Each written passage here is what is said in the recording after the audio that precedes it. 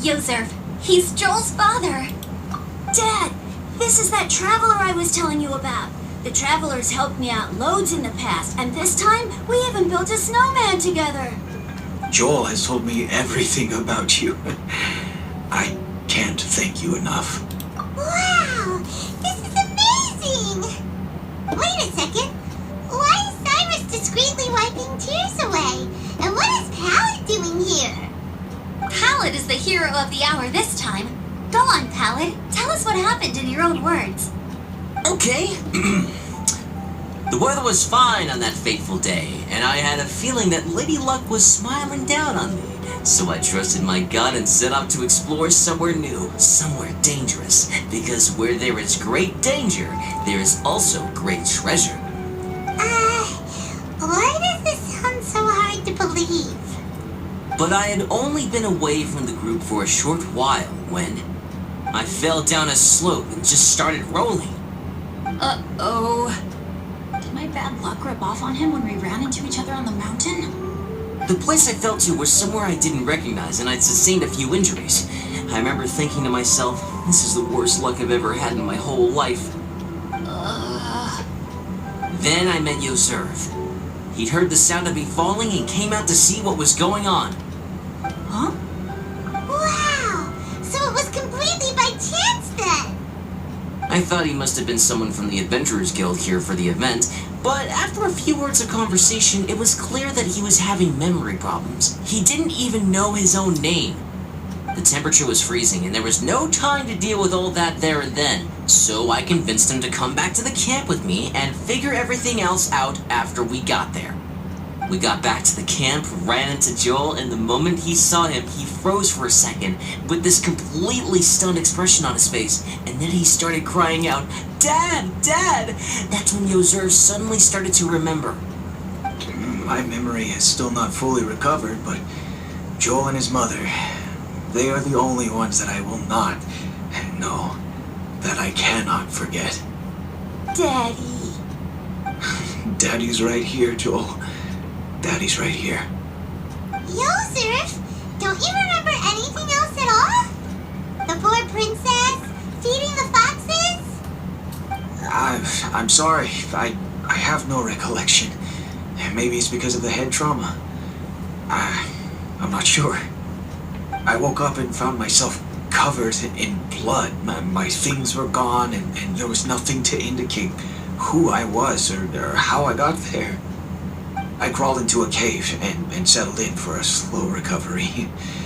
After my legs and feet were a little better, my hunting skills were what kept me alive. Dad, I was so worried about you. I'm all right now, Joel. Oh, don't cry. Daddy's not going anywhere. I'm here to stay. Oh, this is good. This is good.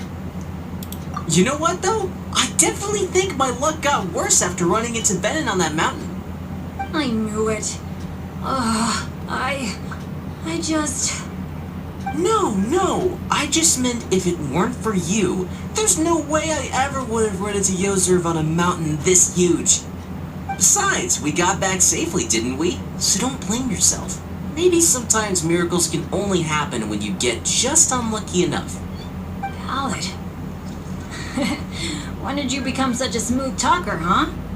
Huh? Am I? I was just telling the truth. Oh, yeah. I want to say thank you to the Traveler, Uncle Cyrus, Auntie Eula, and Auntie Amber. Thanks, everyone. You all helped look after me, and I will always remember it.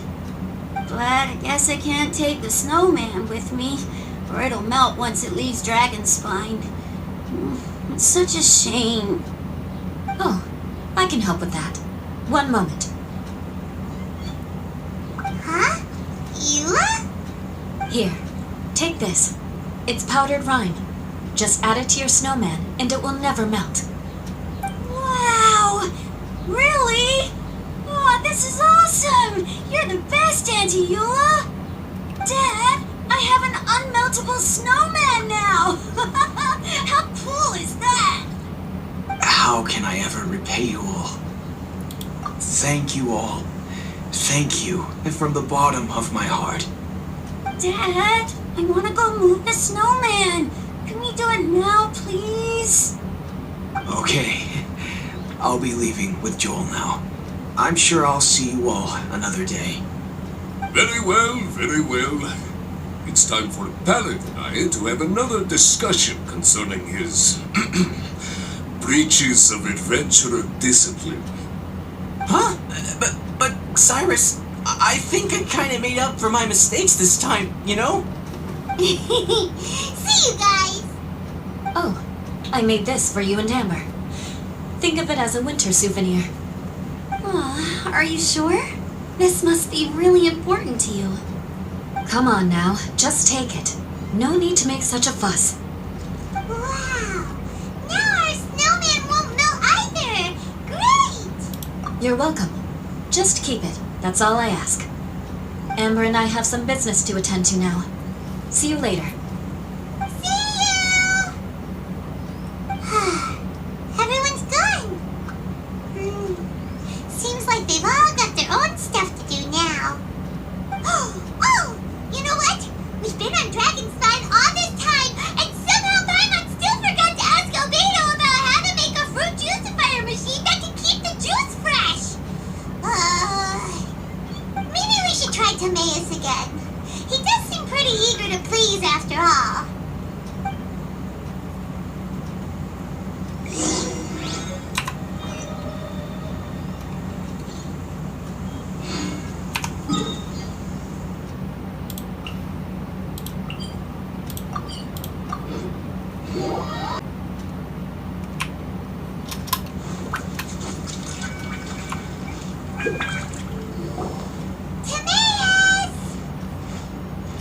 Traveler and Paimon, what can I do for you? Wait a minute. You've got that mischievous look on your face. Oh, you're not still thinking about that ridiculous juicer thing, are you? Timaeus, will you help us? Well, if the Traveler isn't really interested, then, yeah, maybe I'll give this one a pass. It's just the weirdest request ever. No, but Paimon's Sunsetias are gonna go to waste without it.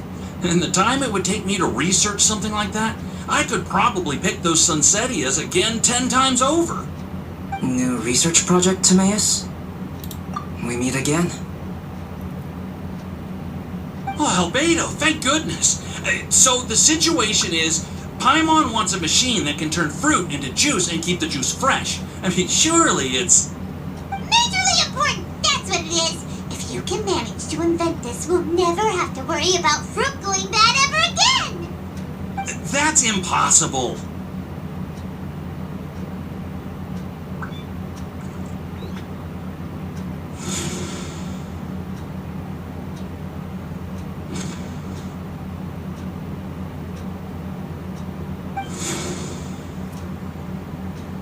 Turning fruit into juice is not hard, but keeping it fresh is more difficult. But if you simply want to keep the fruit from rotting, there are many ways to achieve this. Right, Traveler?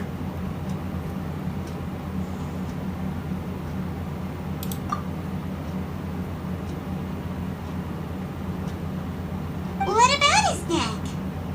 What's wrong? Is there something on my neck? From the look on your face, it's as if you thought I just played a practical joke on you that was in exceedingly poor taste.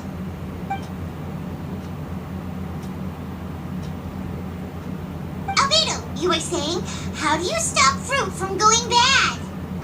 Well, one way would be to bury your fruit on Dragonspine, where the snow never melts all year round. But then Paimon won't be able to eat them! You could always live on Dragonspine.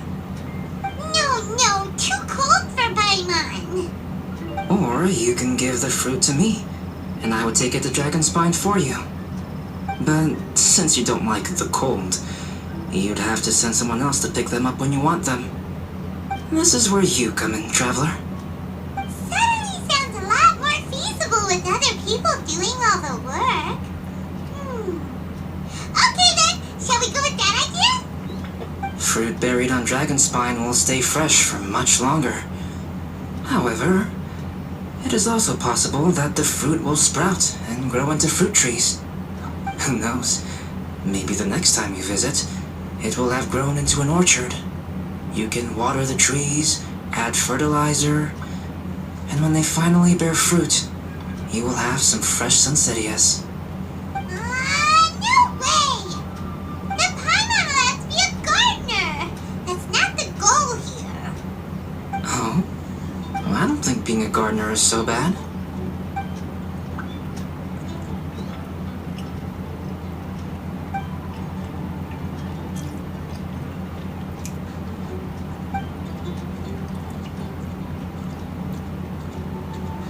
Albedo! Stop trying to get your hands on Paimon's super sweet Sunsettias! It bothers you, does it? Of course it bothers Paimon! They are the rarest, super duper sweetest Sunsettias ever! And they're not for you! Okay, but they're just Sunsettias. I think you're only so attached to them because you don't have much fruit of this quality in your possession. When someone's pockets are full and their spirit is fulfilled, they don't easily fall prey to this kind of yearning. Huh? Really?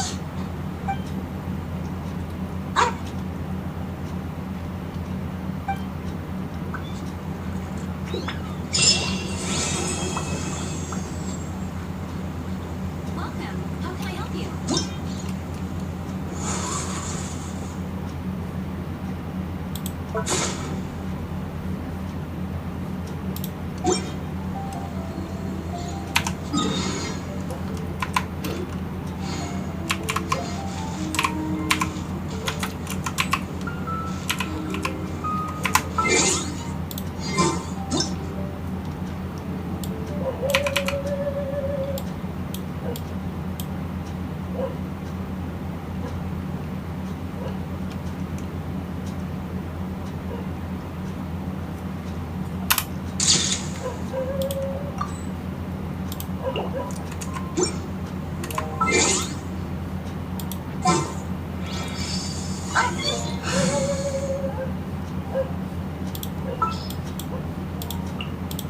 My experiment.